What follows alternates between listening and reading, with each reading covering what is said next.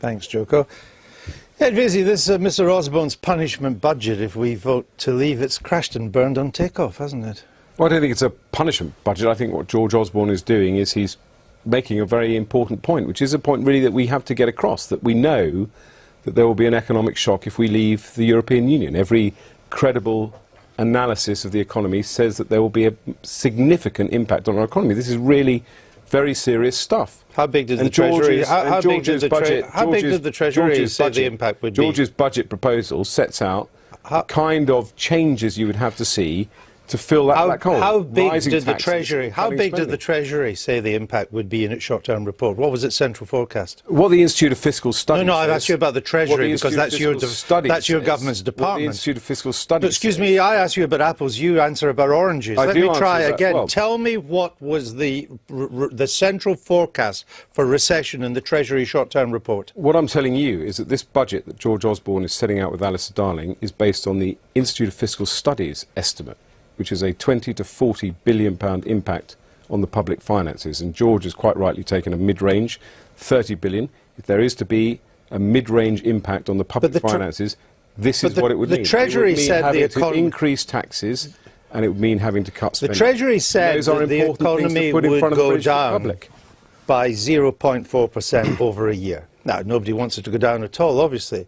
But why does a reduction, a recession, and shallow recession, the shallowest since 1956, of 0.4%, result in this massive punishment in tax rises and spending cuts amounting to 30 billion? Explain that. Well, you're using this word punishment. What George Osborne and Alistair Darling are doing, united together, the first time they've spoken together as one on a public platform, is to say there will be an impact on the public finances, and when a Chancellor sees the impact on the public finances, he or she has to act, and they have to make very tough decisions, and those tough decisions will include raising taxes or cutting spending. I was trying to work out why this response would be required, given how shallow the Treasury said the recession would be. In terms of the impact, you've seen, for example, Rolls-Royce today saying, talking about the potential impact on Brexit, one of our most successful manufacturing companies. You've seen BT yesterday telling its 80,000 employees the kind of impact that it would have. I think the real point here, Andrew, is, you know, you can bring up different surveys and say, well, what about this and that? Well, I didn't. I only brought up the Treasury. Everybody knows, the two key points are, everybody knows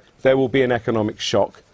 And what George Osborne is saying, the second key point, is that means there will have to be an emergency budget where we will have to address levels of spending and levels of taxes to get the budget back on track. How would you get that emergency budget through? There's not a majority in the Commons for it. Well, we've had the letter. I haven't seen all the names, but obviously 57 Conservative MPs described Mr Osborne's position as, quote, untenable. There is no majority in Parliament for this budget, therefore the budget wouldn't get through.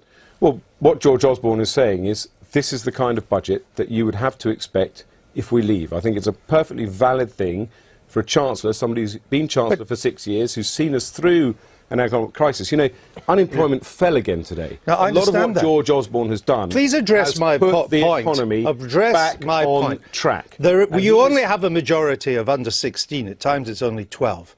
57 Tory MPs and rising regard this threat as untenable. They will not vote for it. They've warned you. Labour's not going to vote for it. I assume we'll find out in a minute from John Mann. You could not get this budget through. It's an empty threat. It's not an empty threat. It's a credible example. How would you get it through Parliament? The kind of changes you would have to make if we left. Well, Parliament, after a leave vote, if there is a, God forbid, a leave vote, Parliament will have to reconvene.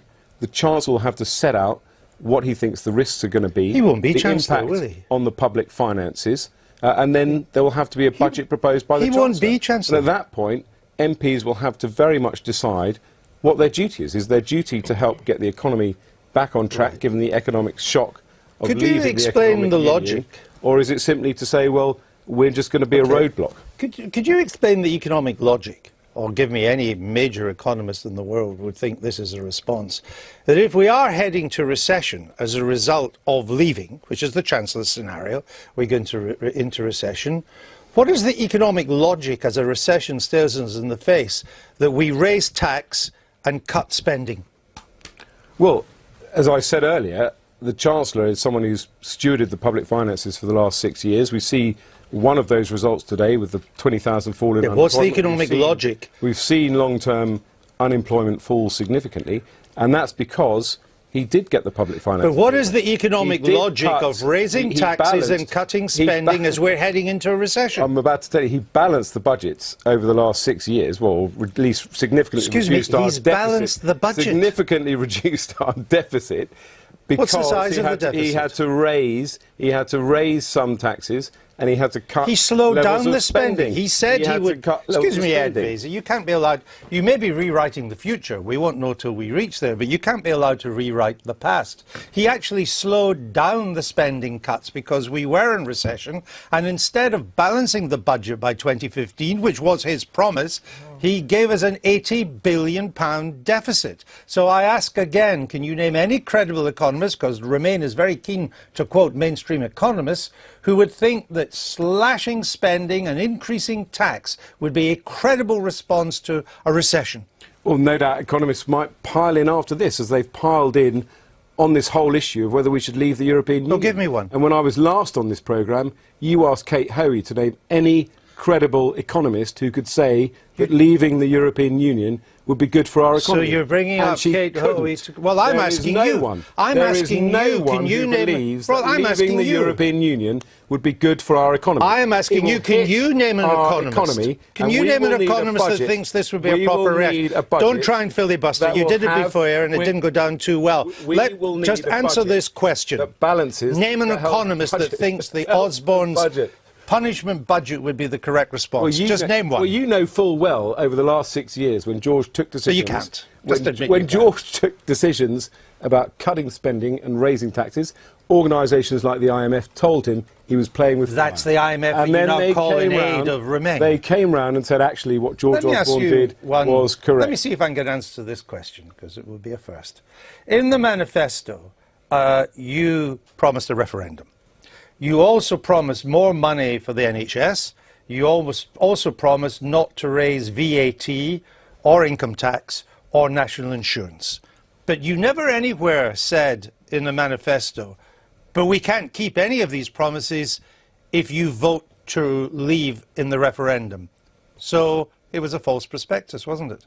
Well, the prospectus was to hold a referendum, which is a manifesto promise that we've fulfilled. No, I've said that. In terms of the current state of the economy and our ability to manage that economy with the situation as it is now, with us as a member of the European Union, trading freely with a market of 500 million, we can do the things we've done. But you never told us that all these promises might change. But you never told us that. There is nowhere in the manifesto do you say that all these major promises are predicated on us voting, in your view, the right way on the referendum. That's true, isn't it? Well, there are key issues in the manifesto that you can't foresee, because, for example, David Cameron still had to carry out his very successful negotiation in Brussels. You could foresee this because you promised the manifesto. It was in the manifesto. Some of the key changes you promised a referendum that have secured our vision for Britain in the European Union. John Mann, is there any chance that the Labour Party, whether it's on your side of Leave or majority for Remain, would vote for a budget like this post the referendum? Well, as John McDonnell has put out this morning, no. This budget won't be voted through. It's not a proposed budget, it's a press stunt by George Osborne, and rather a silly one. So John McDonnell, the Shadow Chancellor, says Labour won't vote. Labour would be whipped against it, I assume. There'd be no rebels. I think we can take it for granted the SNP, which is the self-designated anti-austerity party, they would vote against it. Almost 60 Tory MPs and rising would vote against it. It's a nonsense. Ed Vaizey. Oh, sorry, I thought you were still asking John. I'm getting all the questions. Well, I mean, I've already made the point that this Well, you don't get it through, that's the point. How would you get it through? This is an example budget. Well, the Chancellor would come to the Commons after a Leave vote, when people would see the reality, if they, as I said earlier, God forbid there was a Leave vote, would see the reality, would see the impact on the economy, and then the Commons would have to take a view on whether it is important to get the budget back on track, to get the national finances back on track, given the new and very dangerous situation we're in. John Mann, why was Alistair Darling associating himself with this morning?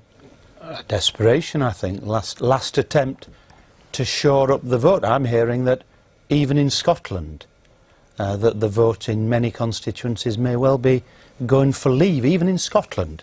That would be a surprise. But that's what I'm hearing. So from people in Scotland. Just to check, though, Alistair Darling then was not representing the Labour Party this morning, to your understanding? Well, it clearly wasn't. If it was someone representing the Labour Party, it would have been John McDonnell. As so he was representing Alistair Darling? He was indeed, and a very good man he's been, but, you know, his judgment on this is wrong. And linking with this, it's desperate politics trying to build up this project fair even more. It's not working.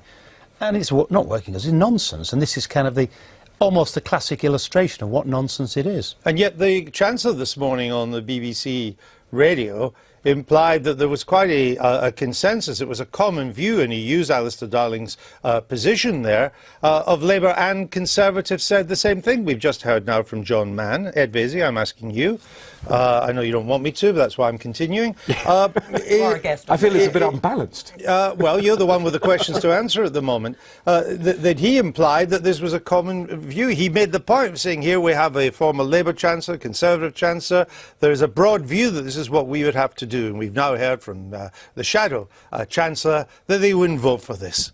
It's all, as I said, I began by saying it's crashed and burned on takeoff. Well, I think what he was doing was standing with a Labour Chancellor in the last Labour government, when Labour used to win elections, who had to handle an economy in crisis following the banking crash. So I think Alistair Darling is a credible figure who knows what it's like when you're sitting in number 11 Downing Street and facing an economic shock. But so he's sitting with a man who's looked at what George is proposing. But he was not speaking for anybody but himself, with my experience, this is exactly what I would expect. Look, I don't know what John McDonnell's position is. We've just been told. There is this peculiar mindset, I gather, from Jeremy Corbyn, that he won't share a platform with the Conservatives. But the fact is there is a united front across Labour, but they won't the majority of Conservative MPs and the SNP, that our economic future, vote for an austerity future lies in Europe, and that is a key. But not just not vote for an austerity budget. If you look at what Jonathan Portes has said in the last from the hour, NIESR. He's an economist who is in favour with Jeremy and John McDonnell. I think it's fair to say. He's said, do exactly the opposite. If the scenario is what George Osborne's saying, do exactly the opposite. And so, in fact, the John McDonnell budget would be reflating the economy, right, as opposed to let's have a look at what the Vote Leave have presented today in terms of their Queen's Speech style blueprint, which I outlined a little bit earlier. I mean, one of the announcements includes proposals for a bill that would provide an extra £100 million a week to the NHS. Why not the £350 million that you've been talking about? Well, I mean, Vote Leave aren't in power, and you know, one of the interesting things with this referendum is there's two debates going on. There's the Remain and Vote Leave battle on the media, of course, because they're the representatives, and there's the discussions that are going on in the rest of the country. And in the discussions in the rest of the country, all of this, frankly, is passing them by. They right, so care. do you think that this Queen's Speech style blueprint wasn't worth doing for Vote Leave? I think that one thing that's certain is now that there'll be more money spent on the NHS if we leave, because there's a consensus, perhaps for the first time. But would it be £100 million or the £350 million that Vote Leave keep quoting as the amount of money that is spent and sent to Brussels every week? Well, it all depends who's in power and who makes the decision. Right. There will what be would money. You do? What would I do? I would be looking to spend sufficient money, which would be under £100 million, on putting money back into the NHS, getting rid of the hospital deficits, recruiting nurses, getting nurses bursaries, even giving a pay increase in the NHS, putting money back into the National Health Service would be my priority. And if that money becomes available, that's what I would be. All right, but you think this is an alternative manifesto, and at the moment they shouldn't be putting this forward. Let's have a look at Labour on immigration, because you've talked a lot about immigration. It does look as if Labour is panicking as much as the Conservatives. We've had Tom Watson, the deputy leader, now say there would be moves, proposals to curb the free movement of people. I presume you'd agree with him on that. I've called for that. I called for it in the negotiations that David Cameron did. I called for it immediately after the election. I called for it in the last Parliament a lot. But the problem is that you can't do it because the European Union refuses to do it. So on whose authority is he saying it?